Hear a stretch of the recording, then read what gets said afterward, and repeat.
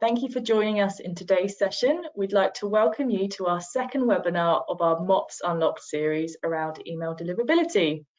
So you may have seen our first webinar around data quality, but we'd just like to give you a quick introduction to CRMT Digital and to our MOps Unlocked series.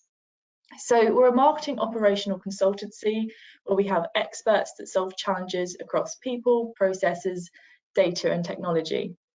So the purpose of the MOps Unlocked series is to look at a variety of marketing operational challenges that you or your team may be facing. We'll go into our recommendations around how you can solve them so that then you can understand why your emails might not be sending to your records and how to manage this moving forwards.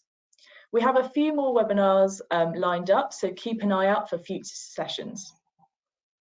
Across this series, we'll be aiming to keep the webinar not focused on a specific platform, so the recommendations can be used, across multiple marketing automation platforms. So in this session, you'll have me, Lisa. I'm MarTech specialist at CRMT, and I've worked both agency and in-house for about 5 to 6 years, so I can provide insight from both perspectives. We've also got Alan with me here today, who I'd like to introduce, who's our marketing ops consultant, who has worked in this field for the last 2 decades. Thank you, Lisa. As Lisa mentioned, I'm a marketing operations consultant at CRMT. I've been at CRMT for over 15 years now, working with email marketing and marketing automation across a variety of platforms. I've spent a lot of that time helping customers with their email deliverability. Yes, I find that email deliverability is a common topic that comes up with our customers. So for today's session, we'll be going through why email deliverability is important, focusing on the reasons why the emails aren't being delivered and explaining how it works technically for context, and how you can go about improving and monitoring it. At the end, we'll also explain some quick wins that you can get started with. Sorry, I'm going to stop you there because you're sounding very echoey. Oh no, oh, gosh. I didn't get it. I don't understand. Like, it was fine on lunch and then.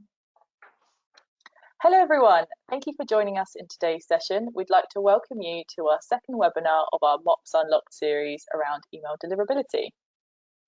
So you may have seen our first webinar around data quality, but we'd just like to give you a quick introduction to CRMT Digital and to our MOps Unlocked series. So we're a marketing professional. Bloody hell, I need to start that again, sorry. Hello everyone, thank you for joining us in today's session. We'd like to welcome you to our second webinar of our MOps Unlocked series around email deliverability. So you may have seen our first webinar around data quality, but we'd just like to give you a quick introduction to CRMT Digital and to our MOps Unlocked series. So we're a marketing operational consultancy where we have experts that solve challenges across people, processes, data and technology. So the purpose of the MOps Unlocked series is to look at a variety of marketing operational challenges that you or your team may be facing. We'll go into our recommendations around how you can solve them so that you can understand why your emails might not be sending to your records and how to manage this moving forwards. So we have a few more webinars lined up, so keep an eye out for future sessions. Across this series, we'll be aiming to keep the webinar not focused on a specific platform, so that the recommendations can be used across multiple marketing automation platforms. So in this session, you'll have me, Lisa. I'm a MarTech specialist at CRMT, and I've worked both agency and in-house for about 5 to 6 years, so I can provide insight from both perspectives. We've also got Alan with me here today, who I'd like to introduce, who's our marketing ops consultant, who has worked in this field for the last 2 decades. Thank you, Lisa. As Lisa mentioned, I'm a marketing operations consultant at CRMT. I've been here for over 15 years now, working with email marketing and marketing automation across a variety of platforms. I spent a lot of time helping customers with their email deliverability during that time. Yes, I find that email deliverability is a common topic that comes up with our customers. So for today's session, we'll be going through why email deliverability is important, focusing on the reasons why the emails aren't being delivered and explaining how it works technically for context, and how you can go about improving and monitoring it. At the end, we'll also explain some quick wins that you can get started with. So first, we'd like to start with going through why email deliverability is an important topic to cover.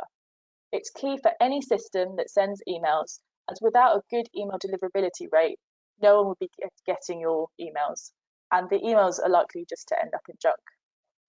So on the whole, people generally know it's something to look out for, but it's not always clear how to improve it. It's important to understand what it is, as otherwise your email campaigns could be a wasted effort if the email doesn't actually reach the inbox. I find it similar to a credit score in the sense that you need to show the server that the emails you're sending are legitimate and they're not over-emailing to increase your score. So improving your email deliverability rates are key so that the email is reaching the inbox, and then you can create a larger and more qualified list, which should lead to higher ROI in the end. So many of our clients ask what the benchmark for email deliverability is. So it depends on the nature of the audience, such as, what consent have they given? Are they B2B or B2C audiences? As B2B audiences generally have a lower deliverability than B2C audiences. But as a general guidance, a deliverability rate of 98% and above is excellent, above 90 is good, and below 90 needs improvement. This means the email has been received by the recipient. I think for some systems, if you're on a shared IP, they'll put you on a watch list if it's below 90. So watch out that poor email deliverability rates don't happen too often. Yeah, Marketo is a good example of this, as they group customers with bad deliverability on the same pod. That means if your deliverability is bad, it will get worse because the reputation of one customer on a pod affects all customers on that pod. Email deliverability can get technical at times, but it's ultimately based on 5 key factors. Firstly, reputation of the sending IP address. Secondly, reputation of the sending domain. These are both based on the behavior of either the IP or the domain over time. Thirdly, data quality. Better data leads to better email deliverability rates. Fourth, subscriber engagement. Email clients do measure whether people engage with the emails they receive, and they use that to decide which emails go to junk folder as opposed to the inbox. Don't forget about the other tab in Outlook or the promotions tab in Gmail as well, kind of a halfway house. And finally is content. That's the part that you as marketers have the most control over. Now, there are reports in most major marketing automation platforms that tell you why emails weren't delivered. So when you see that particular campaign has a high bounce rate, you can check to see why, whether that's in Marketo, HubSpot, Eloqua, or any other system.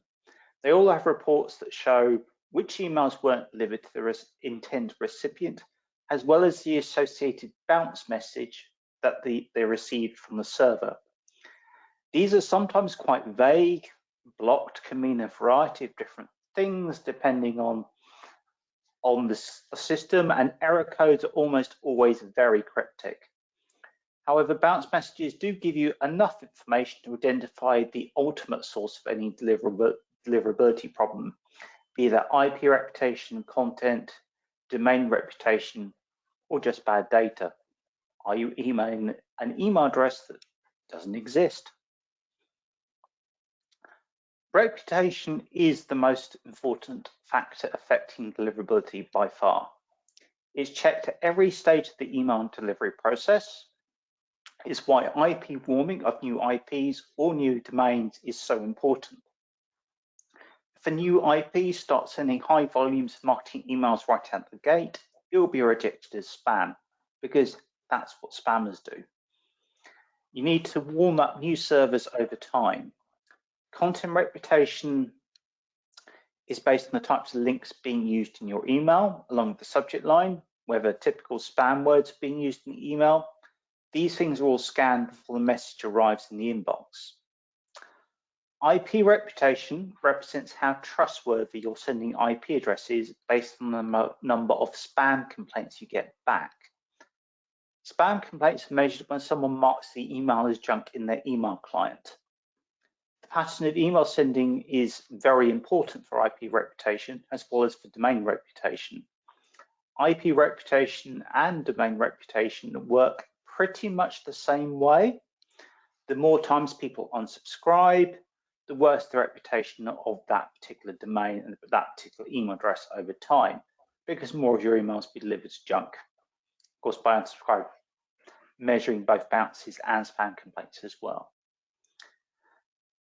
Ideally, you want a positive reputation for any successful marketing campaign, otherwise people won't see it. And how often do you check your junk folder? So how and when you send email is very important. Email servers want to see a predictable pattern in terms of both volume and frequency of email sending.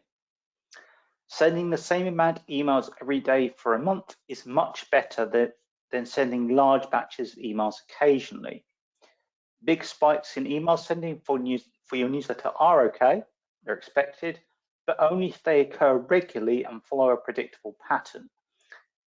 If you're sending your big newsletter on the same day of every month, then servers will fine with this. If you send one big email and don't send anything else at all for 3 months, your reputation will suffer. The exact algorithms used for measuring reputation are secret, but we do have a good idea of the factors they look at. As Lisa mentioned, there are services that measure both IP reputation and domain reputation based on a scale of 0 to 100, just like a credit score. The closer to 100 your sender score is, the more receiving email servers will trust your emails. So interestingly, for different email servers, there are different factors that impact email deliverability more. So for example, Gmail user behavior is the most impactful. For instance, sending emails to unengaged users and users blacklisting your email harms the reputation most for that one.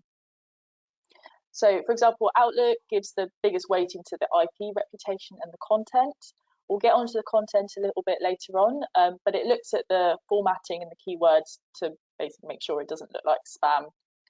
Also, Yahoo relies on IP reputation and server configuration, which Alan will explain a little bit more now.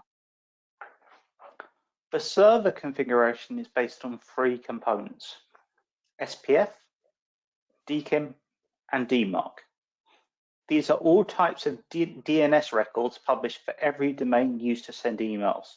That includes corporate emails, transactional emails, and marketing emails. SPF is the oldest of the 3 DNS records. It's a text record listing all the IP addresses and servers authorized to send emails from that domain. For example, it could show that Marketo and Microsoft are allowed to send email on the behalf of a particular sending domain. It's used for email authentication. So if an email client receives an email from Eloqua on behalf of a HubSpot user, then they know the email is fake and should be rejected. DKIM stands for Domain Keys Identified Emails. It allows an organization to prove the security of their messages by signing it in a way that email mailbox providers can verify. DKIM record verification uses cryptographic authentication, which is the same technology used on website security certificates. It proves that the message content has not been modified in transit and can be trusted as the original content. DMARC addresses 3 key weaknesses with the 2 previous DNS records. Firstly, SPF and DKIM actually validate the server address of the email.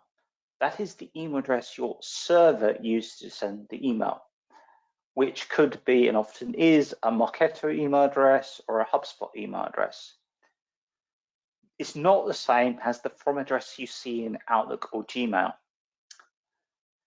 That makes SPF and DKIM easy to ignore because the from address and the server address don't have to match.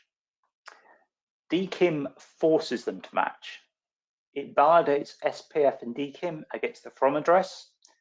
If the two addresses don't align, it tells receiving email servers what to do with those messages, i.e. reject them, quarantine them, or accept them. Finally, the DMARC record also enables reports to be sent back to the domain owner, IT normally, about which messages are authenticating and which messages are being blocked. That enables you to know if you're being spoofed or not. Finally, then there's every email marketer's biggest fear, blacklists. Most email servers will reject email senders that appear on the blacklist. IPs are added to blacklists based on spam complaints, spam traps, and high bounce rates over a long period of time. We've already discussed why spam complaints and bounce rates are important because they affect reputation. Spam traps are normally old email addresses repurposed by blacklist vendors. That is why it is important to remove email addresses that repeatedly bounce from your email list. They could turn into spam traps. I've seen it happen. You can check IP reputation on various websites, but there are lots of blacklists and not all of them are widely used. So focused on the most important blacklists, which are Barracuda, Spamhaus, Spamcop, and Invaluable. So there's almost a cycle of deliverability with two routes. So one is where the email is sent and the person receives the email in their inbox. They engage with it, great. The internet service provider monitors this, and then from there, the likelihood of future emails being delivered into their inbox is high. Now, if the email is not engaged with, the service provider monitors this, and then future emails are likely to go to junk. So this again shows the importance of when you have a dedicated IP address that you need to warm up the IP with engaged records. So now we know how email deliverability works and what factors impact emails going into inbox. So how do we actually go about improving it? So when you start the relationship with your recipient, make sure to use a welcome or confirmation email which sets the expectation around what they've signed up for and how often they should expect to receive an email from you. I find that if you have a confirmation or welcome email, this also significantly decreases the unsubscribes in later on campaigns. This is because they're aware of having signed up and are more likely to engage later on instead of ignoring your emails. The key thing here is to make sure the sign up is simple. Ensure it's in line with GDPR, no pre-checked consent boxes, for example, and make sure it's clear what they're signing up to. When they do sign up, make sure you have tracked when they have given consent and the source of where the consent was given for audit purposes. Then to maintain the relationship, don't email your records too often. Some marketing automation platforms have communication limits that you can set up to help you with this. If you're just starting out, test what time in the day is best engagement for your emails and keep monitoring this. And don't forget to segment your data. Make sure you don't send emails to your whole database, as it's likely it won't resonate. The messaging won't resonate with everyone, and is likely to bring your IP reputation down. Make sure to include an unsubscribe option on every marketing email, as this is a legal requirement and also helps you avoid those spam complaints. As well as, for example, if a customer is no longer a customer, ask them if they still want to continue hearing from you. In the end, it's better for them to unsubscribe rather than not engage with your emails. Make sure the people on your email list actively want to hear from you. Ideally, if you don't want any spam complaints, but the benchmark for spam complaints is around 0.2%.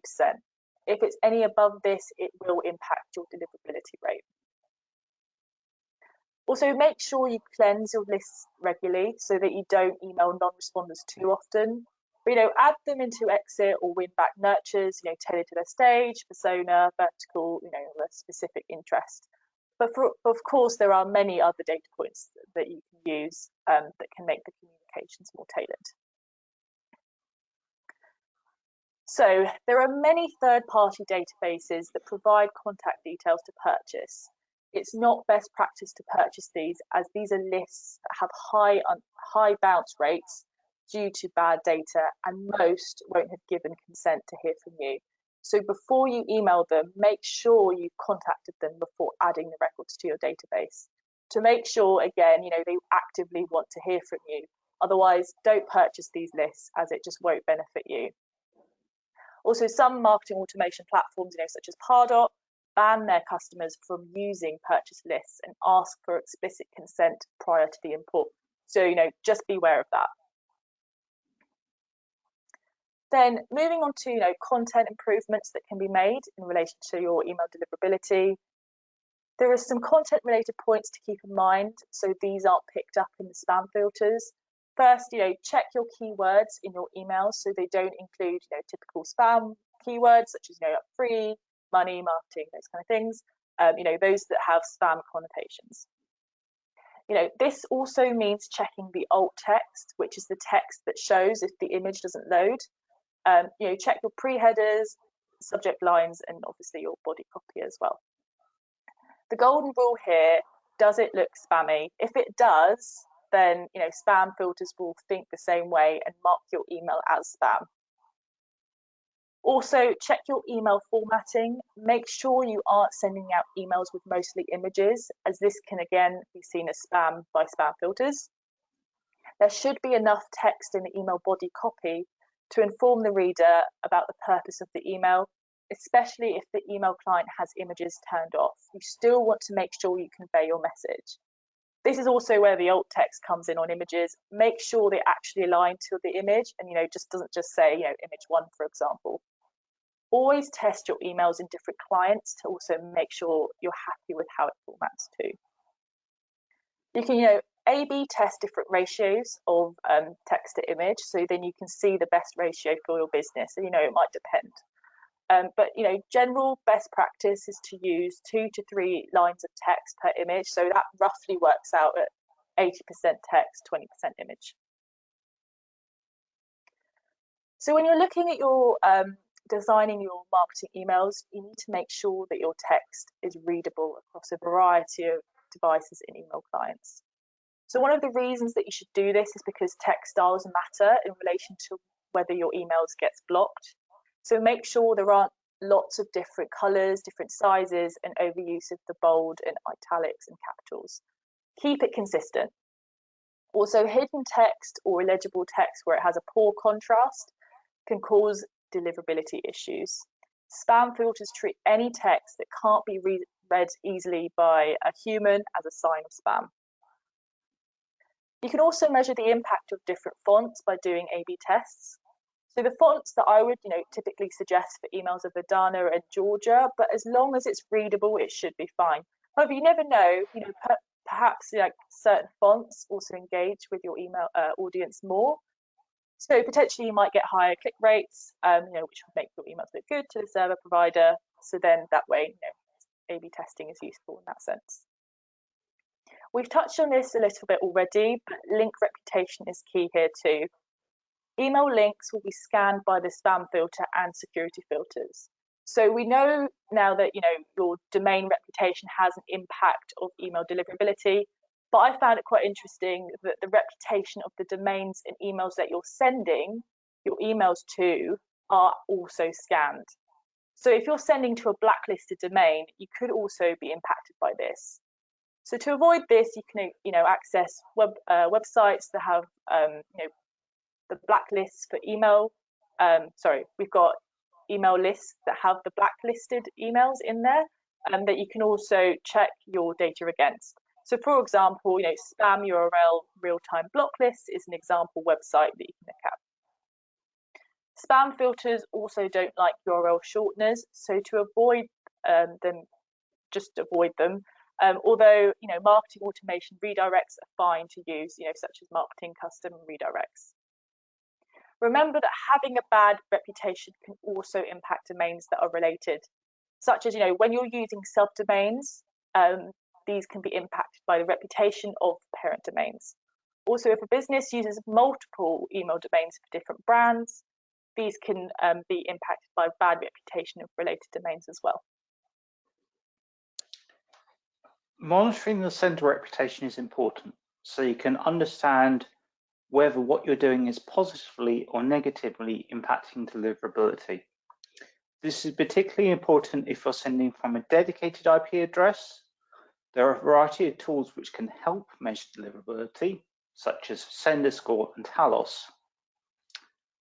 These show your sender score, which is effectively your reputation, ranked out of 100. Email tester services such as Litmus or Email Acid have reports that can show you why specific emails are going to spam and which providers they're going to spam in. Then there are tools such as MX Toolbox that allow you to monitor whether you're on a blacklist. Of these, sender score is the most important because that shows what email servers are looking at when judging reputation.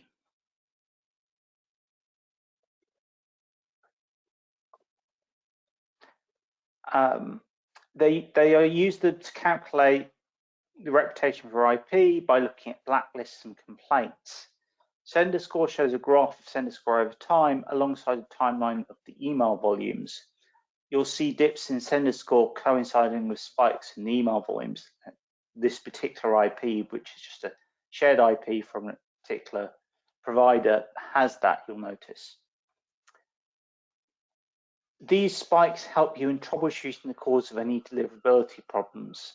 You can see when a particular drop in deliverability occurred and match that back to the campaigns that went out at that time. If you send from a dedicated IP, get in the habit of checking it weekly. Also, get in the habit of spam testing your emails occasionally.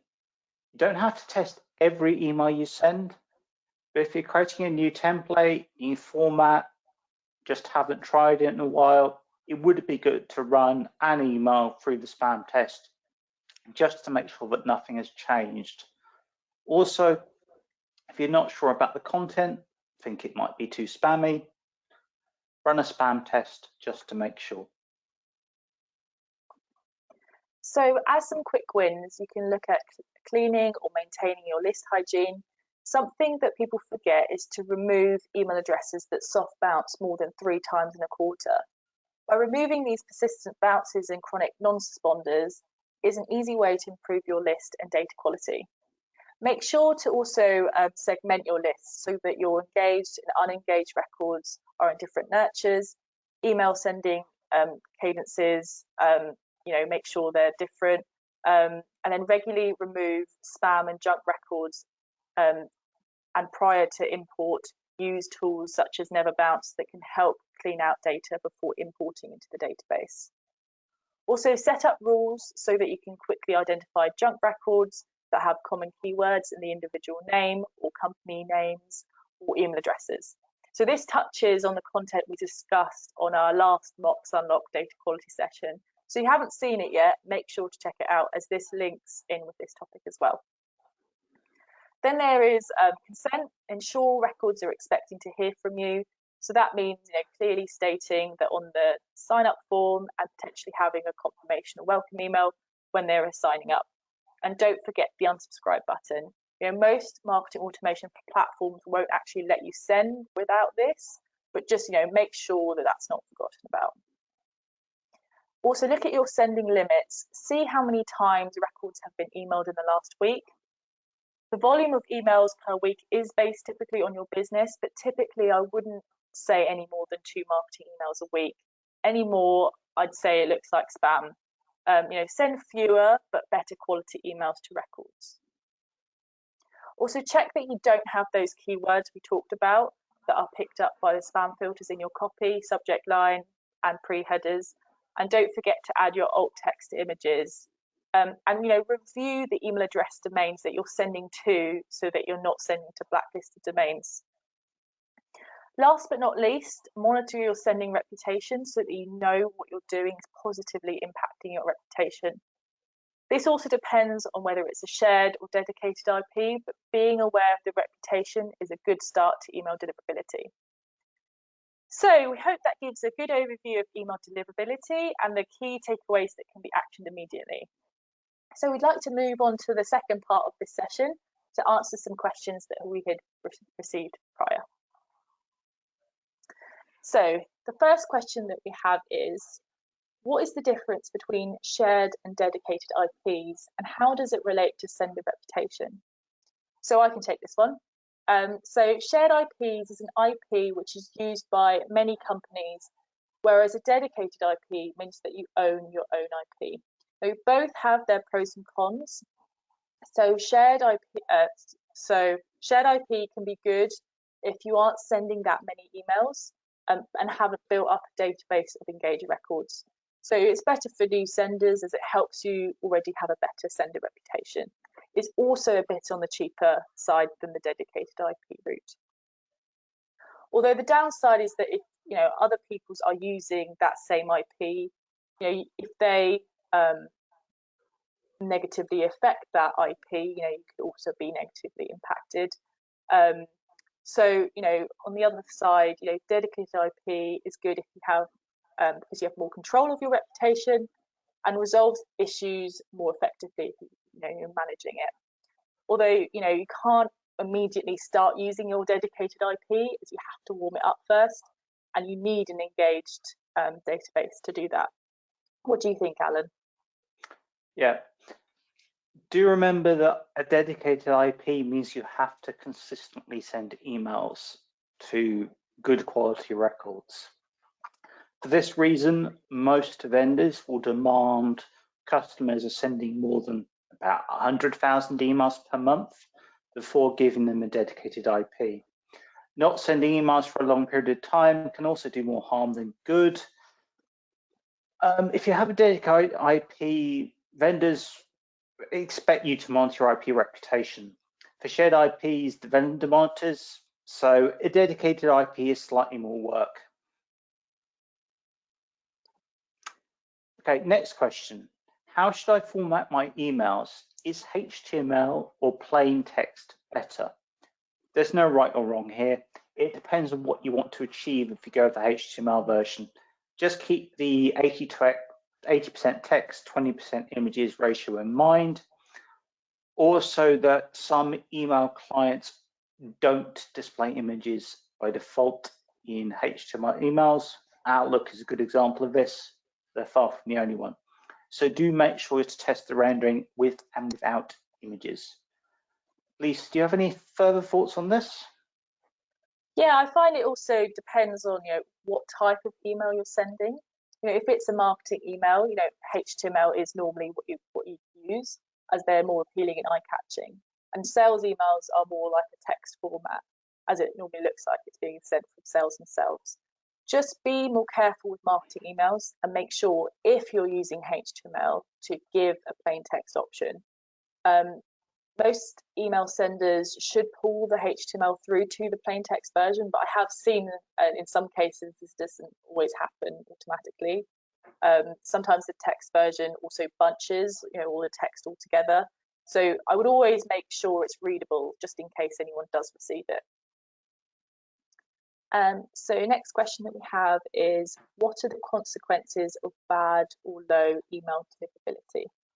So I think we mentioned this throughout. So the consequence is that the email won't end up in the recipient's inbox, so the chance the recipient will see and engage with it is really low.